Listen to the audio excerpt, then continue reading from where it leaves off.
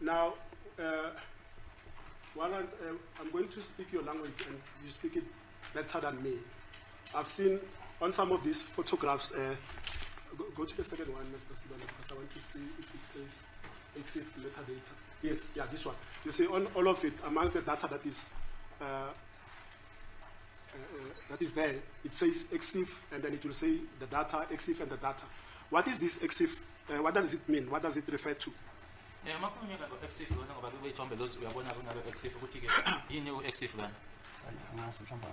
I don't know, maybe you can explain. Okay, from my understanding, it means the interchangeable image file format. That is the format in which a device saves images like photographs in it. Now, amongst others, it will contain certain properties. That is the camera that it took, the shutter, everything. I'm not interested in those technical aspects. All I'm interested in is the timestamp. Do you understand the timestamp? The timestamp, you understand? Yes, yes, Yes. yes. What is it, sir? It's the time on which the photo was taken. So, and what else is included in the timestamp? The time. Okay. And then I'm also interested in the place where that photograph was taken at the time it was taken. What will show that place, according to your understanding of this EXIF metadata? Okunye futhi ke indawo kuyona ke le EXIF lena yini ezokhombisa noma ezotshengisa yona ke indawo isithombe sathuthukela kuyona. The location, what will determine the location where the photograph was taken? Yini ezochaza indawo lapho isithombe sathuthukela khona. Ngicabanga ukuthi mina ngokwami ukwazi mangabe kunama coordinates avelayo lapha ila uzokhona ukubona khona. I think according to my understanding, my knowledge is that when there are coordinates there, that's where you'll be able to. And you are quite correct. I'm not going to fault you. It will be the coordinates of the GPS, if, like you explained under Advocate Sibanda, Advocate Minisi, that if the location is turned on, when you take a photo, it will show the location where that photo was taken at the time, correct? Nanjengoba kushilo ke ukuthi ke uma ngaba location on. That's correct. Now, before we go to the location, because I'm like I said, I'm going to be interested in a few aspects to take you through. I'm interested in the curved draw that we've seen in some of the photographs. I'm interested in the location. I'm interested in, and by the curved draw, by the way, curved draw / deleted, me and you will understand, but we'll make it easier for the court and the rest of us, right? And I'm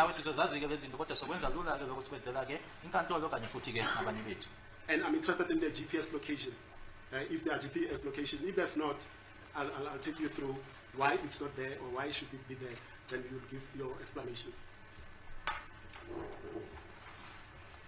Now, before we go there, Warrant Officer, can you explain how this X-ray software determines the origins of the photos on a cell phone? Do you understand my question? Can you repeat it? Explain how the X-ray software determines the origins of a cell phone. I mean, of a photo in a cell phone. Okay. Let me make it easier for you. Yeah, because you understand. Yes. A photo is captured by the actual device. Isithombe sisetshenziswa umakhalekhukhwini uqobo i-device. Right, and it will be saved in the SD card, if there's an SD card, or in the memory of that phone, correct? Izoseva kuyona ke SD card noma ke memory uma ikhona. Correct. And the photo will then, if I know you, we are friends, I'll share that photo with you. So your origin, it will be Ramusepeli.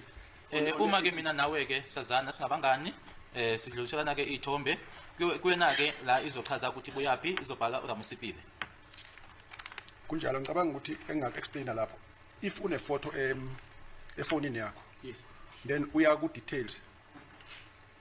Uma ngabe ithi DCIM camera, yes, leyo photo leyo ithethwe ifoni yakho i-camera.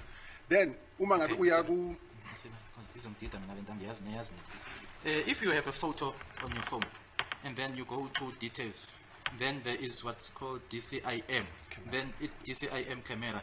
Then it indicates or says that it was taken using your phone. And then okunye uma ngabe une sithombe efonini yakho. And if you have a photo on your phone, then uya lapha ku details. And you go to details. Then uzothola ikunika le number esithi JPEG number then but ngale egcineni ingaba no WA then iyasho ukuthi lesithombe siphuma ku WhatsApp, then uma ngabe sibuya ku someone else uyokhona ukubona phansi ukuthi said received. It Received. received.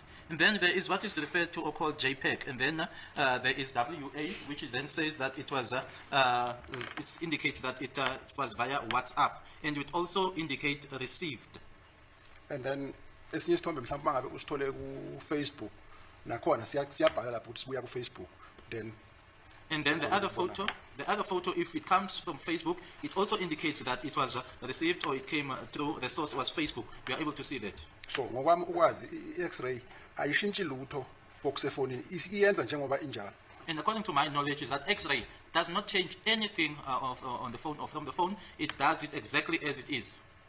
So similarly, if I understand you correctly, if then that photo is saved onto an SD card because it's not the actual device of the phone, it's an addition, will that also show on the saved photo in the SD card the origin of that photo?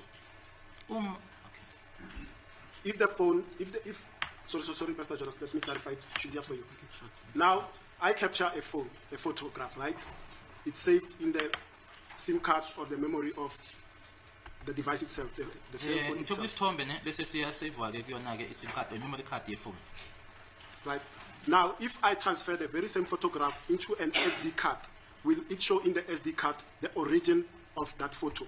Uma sengidlulisela ku-SD card, kwi-SD card izotshengisa yini ukuthi sibuya kuphi nendawo. Noma ingeke isikhombise ukuthi sibuya kuphi, kodwa ezokwenza izosho ukuthi le SD card ngesikhathi i-receiver le photo ibikade ingaphakathi kwale device. Okay. Although it won't indicate the origin or the source, but it will say that at the time when this SD card received this photo, it was inside this device. Now, the reason why I'm asking this, and I don't want us to be too technical because this is for an understanding of all of us, and you are guiding us. Let's then go to the last three photos, Mr. Sibanda. I'll come back to this one. That Mr. Munisi canvassed, Advocate Munisi canvassed with you towards the end of his cross-examination. That is the photos depicting what he said was Mr. Sibiya, who's accused number 1 in this court, and the subsequent photos 17, 18, 19.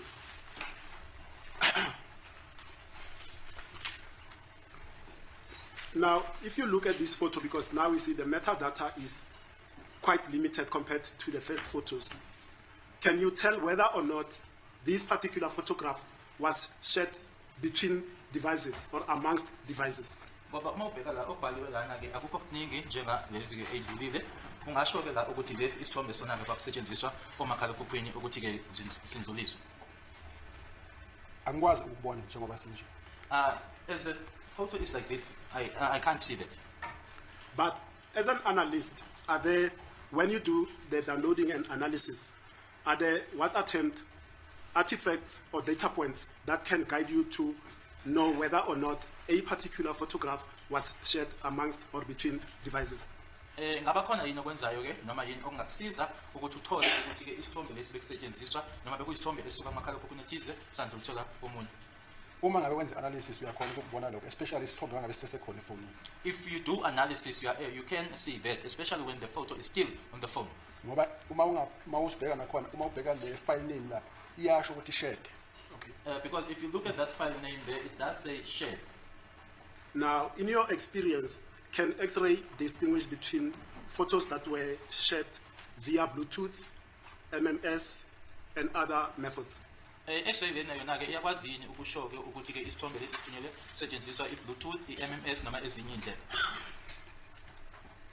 Ngisengazi ngikwenze lokho. Anginaso isiqiniseko salokho. I've never done that, so I'm not certain about that. Kodwa engingaqinisekisa ukuthi mangabe ngi-analyzer efonini then ngiyakhona ukubona lokho. But what I can say is that when I analyze on the phone, I'm able to see that.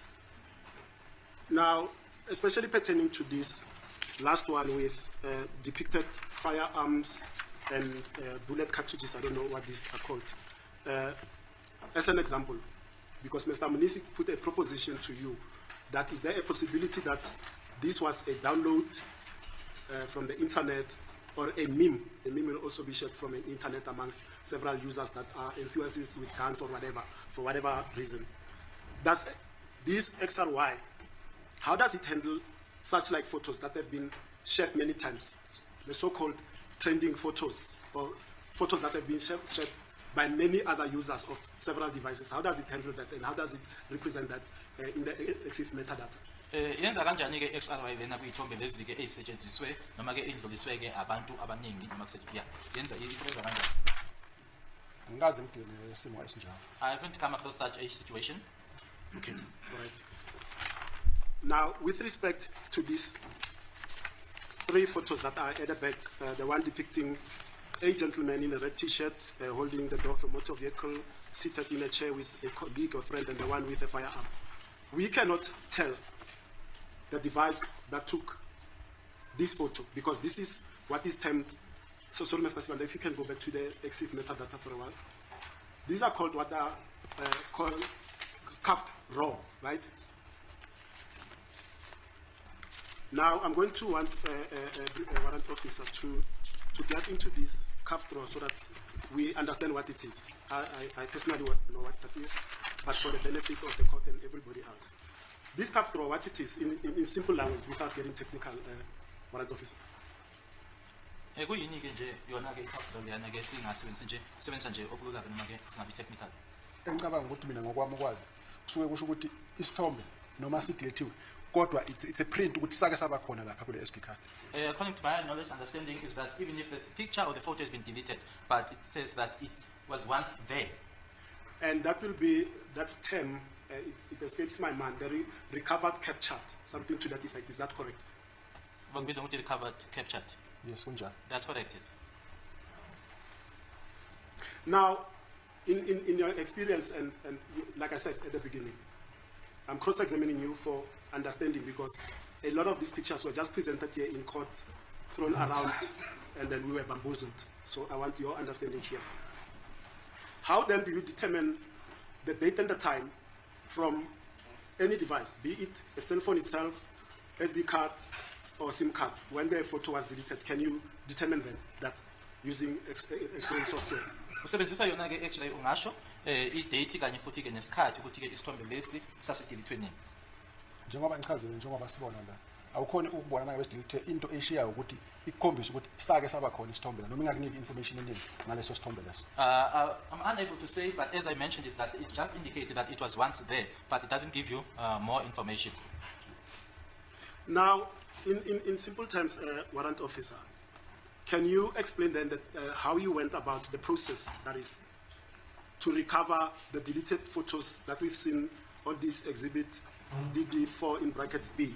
How did you go about it? Except to know that you used the physical extraction, but what does that entail? Ngaphandle kokuthi ke wasebenzisa yona ke i-physical lena kodwa yini le owayenza ukuthi yona i-physical leyo ke yini eyenzayo ukuthi ke ubuyiseleke ithombe eseyideletiwe? Ngicabanga ukuthi lapho it's only the software esisebenzisayo njengoba ngichaza ukuthi once wenza physical then iyo extractor even izinto ezideleted. There's no way ongakwenza ngayo mina ngokwami phandle kwe software. As I've said, that it is the software that we make use of, that once you do it or you engage that, the physical, then it is able to then retract those that are deleted. I, on my own, or myself, cannot do it. Okay. Okay. We've now touched on whether you can distinguish between the downloaded. In fact, let me put it this way. Using XRY software, can you, I think you've touched on it, but let me make sure. Can you distinguish between photos that are taken by a device and photos that are downloaded from the internet and other mechanisms? Uyakwazi ukuhlukanisa phakathi kweyithombe ekusetshenziswe i-device zona kanye futhi neyithombe ezi-downloaded. Kunjalo uyakhona ukubona. Yes, you are able to see. Share that with me again. I think it escapes my mind. Share that with me again. Ungaphinda nje ungichazele. Okay. Uma ngabe isithombe ukuthi sisesekhona ku SD card njengala. If the picture is still there, so the SD card just like here. And then uma ngabe uvula ufile name. When you open file name. Yes. And then isithombe siyazichaza sona ngokwaso. Yes. Then the picture itself indicates. Engicabanga ukuthi for i-court nawo wonke umuntu la akhona understand lento. Singanesashaya noma ngayisiphi isithombe. Yes, I was going to tell you to go to an example of a photo like that, which has got all the data to show this is a photo captured by the phone itself, or this is a download from somewhere else. If you can refer, because you know this exhibit DD for B better than me. Any photo that you can recall, then Advocate Sibanda will go to. Advocate, ngicela ungene mhlambe photo number 10. 10.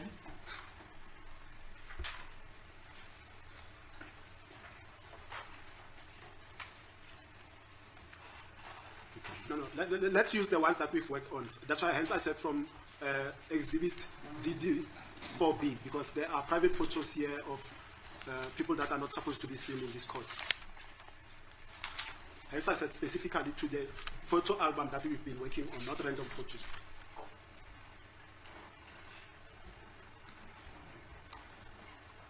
All right, I've got to go photo number 2. So number 2. Let's go to this photo, Warrant Officer. Let's go to 2358, which is on page 2, because I don't want to see what I'm seeing now.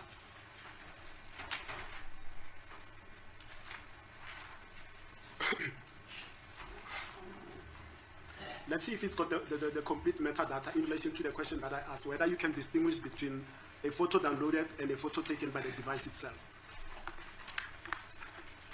Ayinayo ngoba ithi curve raw isafana leyithombe ezinye. It doesn't have because it indicates curved draw, so it's still the same as the other photos.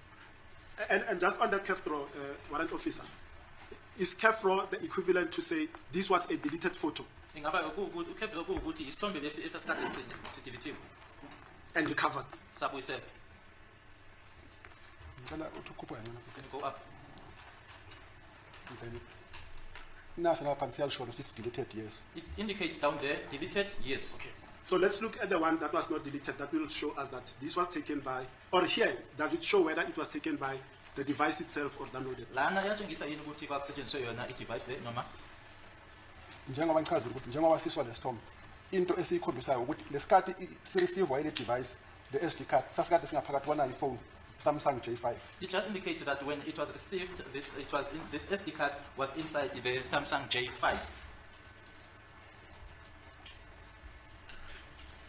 Let's go to another photo. I want this information clearly, Warrant Officer. Let's go to 2378, which I want a photo that was not deleted, that can show me exactly what I want.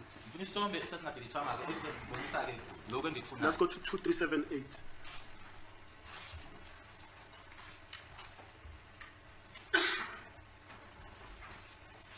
Yeah, let's go to this one. Let's see the exit metadata of this one and comment if you see what I'm looking for. That also says curve draw, so we may eliminate that. Let's go to 2379.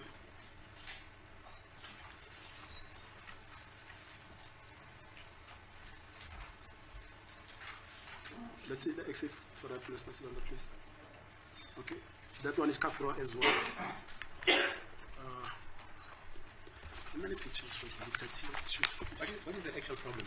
My lord, I want to see whether or not the software that they use, this X-ray, can distinguish between photos that are... No, fine, I get it. Yes. But the point is, matter cannot be created. That's what it is the same. He says? Matter in the form of the photos, Yes. which they downloaded, Yes. they can't be created. They can be changed through the exigency of, for instance, the software or not.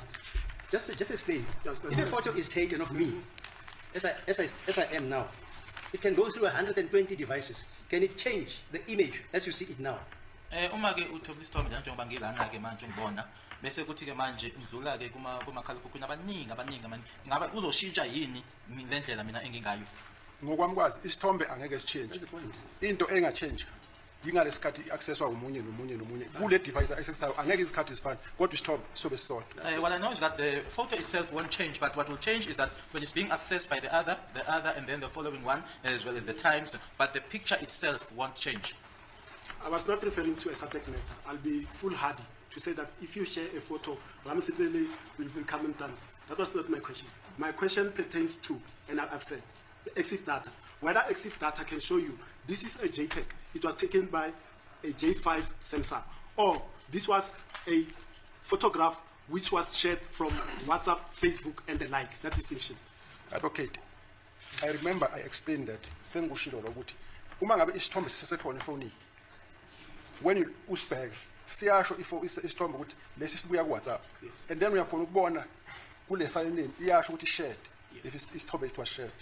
But I've already said that if the photo is still there, and then it does indicate there that if it was sent via WhatsApp, then it says or it indicates shared. Okwesibili ngiphinde ngayichaza lento ukuthi isithombe siyasho uma ngabe sibuya ku-Facebook ucheck file name uyaba khona lo Facebook uthi sibuya ku-Facebook. And I also said that if the photo is still there and the source is Facebook and you go to file name, it will then indicate Facebook. And then uma ngabe isithombe sithethwe ngefoni siyasho DCIM bese space ithi camera JPEG sibike lezo zinamba. DCIM camera JPEG. And then if a phone was used, it will then indicate DCIM camera and then a JPEG. Now, when I was putting my question, and I'm not going to belabor it with you, I was only looking for examples of those different types of whether this one is downloaded, whether this one was shot by the photograph from the actual EXIF metadata, but I understand that I'm not going to belabor that. Let's move on. Now let's go to photo at page 2534, which is page 8 of exhibit DD4 in brackets B.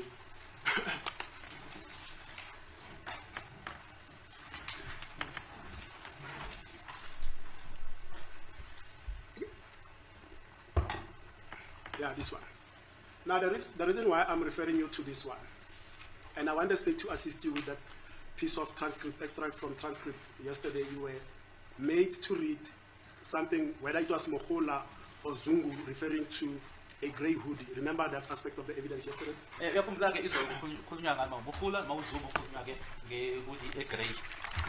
Yes. Now, I want you to be assisted with that because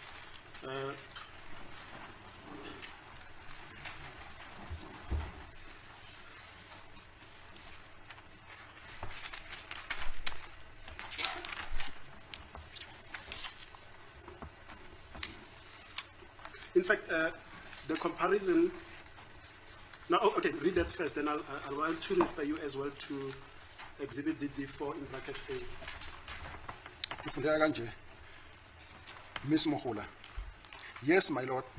There were a couple of hoodie jacket inside the wardrobe.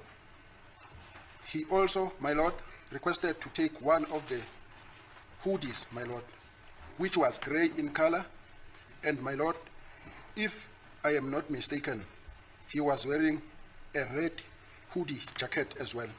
Fundeka ngalendlela ke lana ufakazi bakhe ke ubhalo Miss Mohola yebo ngosenkantolo kwakunama hoodie ke ama jacket ama hoodie ke ayekhona lapho ke kodlophini wacela futhi ke ukuthi ke athathe enye yako eyayo ke eyayi grey ngombala uma ngenzi iphutha ke wayegqoke ihoodie eyayibomvu ijacket ngombala. Now, I'll be fair, and with all due respect to Advocate Sibanda, you and I don't fault you, you were made to read that on record without the context there of being put to you, correct? Lokho ke kuthiwe ukufundeke ngaphandle kokuthi ke utshelwe ke okupheleleke mayelana nakho lokho noma utshela yes. And I'm not going to give you the context, it's got nothing to do with your evidence, right? Angeke ngikutsheleke ukuthi ke kwenzekani ke ngoba ke akuhlangene nobufakazi bakho. But importantly, from that extract that you've just read, it said whoever, Mr. Ntanzi, requested to take one of the hoodies with, because he was wearing a red, obviously, for whatever reasons Mohola says, he was going to change now into this grey hoodie. That's my understanding. Are we on the sort of same understanding, reading from that? Uma ufunda lana ke ukuthi ke wayizo thatha ke noma ke ethatha ihoodie lena ke eyayi grey ngombala uma ufunda khona la ukuthi ke Ntanzi ngobanike wathathiswa noma ke wacela ukuthi athathe ihoodie le eyayi grey ngombala. Yes. I understand. Now, yesterday you were requested, and correctly so, I think even by the court, to say, put what you observe on the picture, what is depicted on the picture, and you put everything. He's wearing a watch, a hoodie, jacket, he's got a hoodie, he's wearing the hoodie on, and you describe the colors. I'm going to request you to do the same with this, because there's an important aspect that I want to pass by before I leave this aspect. Put the colors that are there. All right. Kule sithombe ngibona umuntu On this picture, I see a person ugqoke ijacket or tracksuit who's wearing a jacket or a tracksuit, enesigqoko which is a hoodie. igrey ngaphezulu It's grey at the top. ngaphakathi imnyamanyana Inside, it's a blackish. and then phezulu emahlombe ukuya la esibeni igrey At the shoulders, going towards the chest, it's grey. inombala omnyama obhalwe ngokumhlophe engakhona ukufunda ukuthi ibhala ukuthini. There's a black color which is written in white, which I'm unable to read as to what is written there. Then inombala obomvu Also, it has a red color, omhlophe white, then omunye futhi omnyama, another black, and then omunye omhlophe, another white. then ibese iba mnyama la ngenzansi futhi ibhalwe imbhalo ngembhalo emhlophe engakhona ukuyifunda. It's also black here at the bottom. It's written in white, which I cannot read as to what it is that's written. Then uyakhona ukuyibona ijacket futhi imkhono emide, You are able to see that it is a long sleeve jacket. ugqoke iwashi, It's wearing a watch. liyabonakala ukuthi libumnyama nokubomvu. It's visible that it is a black and some red. Then kubonakala ngathi ungaphakathi endlini lo muntu, ilokho engingakubona. And it appears as if this person is inside the house. That's what I can see. Thank you, Warrant Officer. Now, in that passage, the extract from the proceedings where Sergeant Mohula was testifying, does she describe that hoodie by describing further the colors, the lettering, and everything that you have just placed on record? Manje lana ke kule lawo ke uqeda ukuthi ke uyifundeke le ndlela ke uqeda uchaza ngayo ke lana le minye imibala leni lokho kubhaliwe uyakusho umkhula la.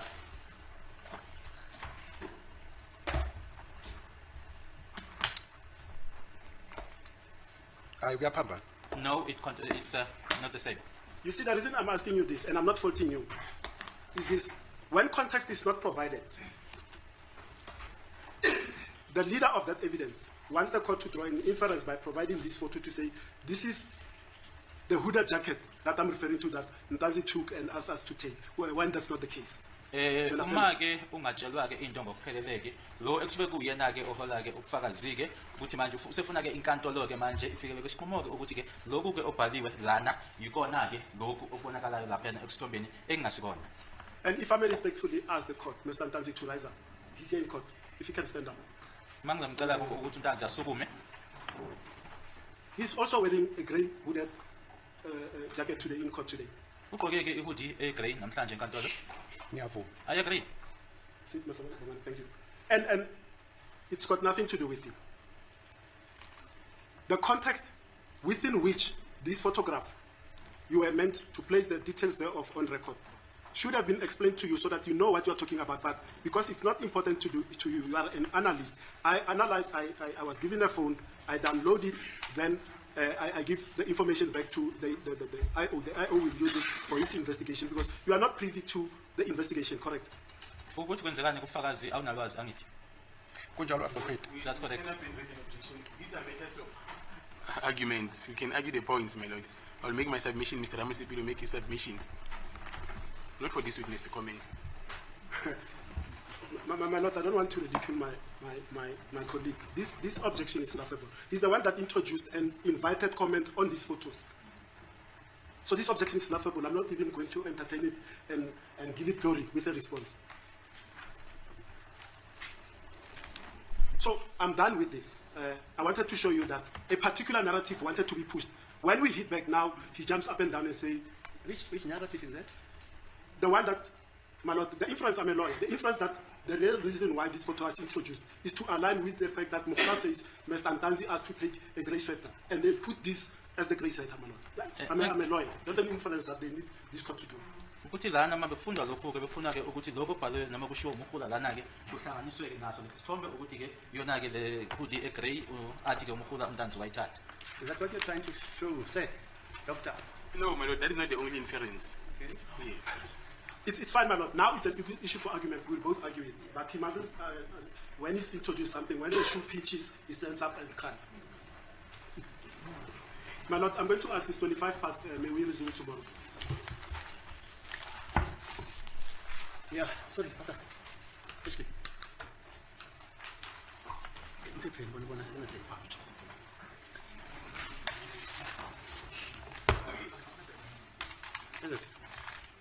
Are you available tomorrow, sir? Yes, my lord.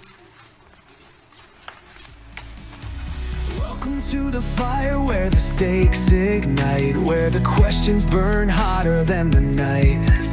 No escape once you're locked in the heat. This is your trial on the hot seat. Ticking clocks and the sweat-soaked scene.